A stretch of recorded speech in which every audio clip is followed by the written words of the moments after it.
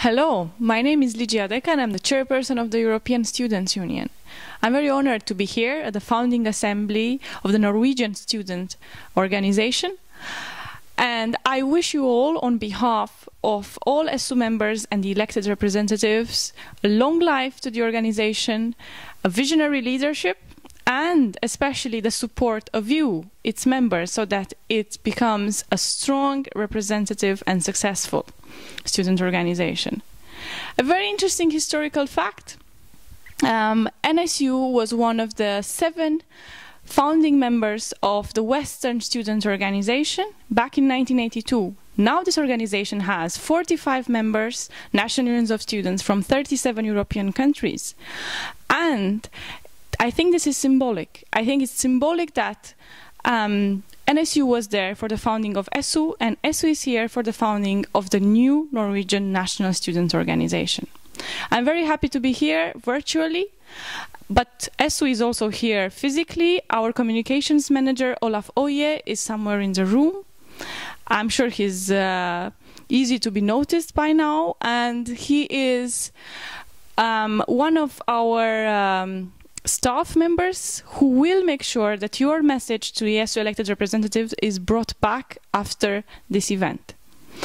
Remarkably, we have seen, or we have perceived in the Norwegian press, to have Anne Karine and Ina present more together rather than apart. So I think this is a very good signal that the public opinion has been seeing the founding of the new organization as a very constructive and good thing. When it comes to the cooperation of the European Students' Union and the Norwegian students' organizations, I think we can talk about a long-standing and fruitful way together. It's perhaps most fortunate that the Norwegian student organizations have been focusing on defending students' rights, both inside and outside of Europe. Inside, I have a very good example to mention, and that is the cooperation with the Ukrainian National Unions of Students, UASS, and outside by having NSU as co-chair of the ESU International Cooperation Working Group, and thus fostering global student dialogue for the past 2 years. We have also celebrated last year the 70th anniversary of the International Students' Day.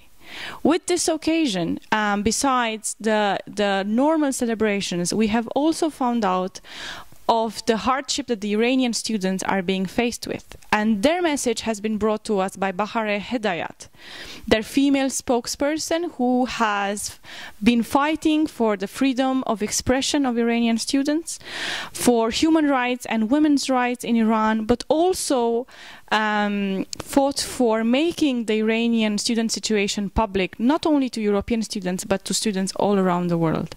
For her fearless fight, we nominated her for the Students' Peace Prize, awarded on behalf of Norwegian students. And we hope that her fight will help the Iranian students in their attempt to gain the same rights as their colleagues all around the world.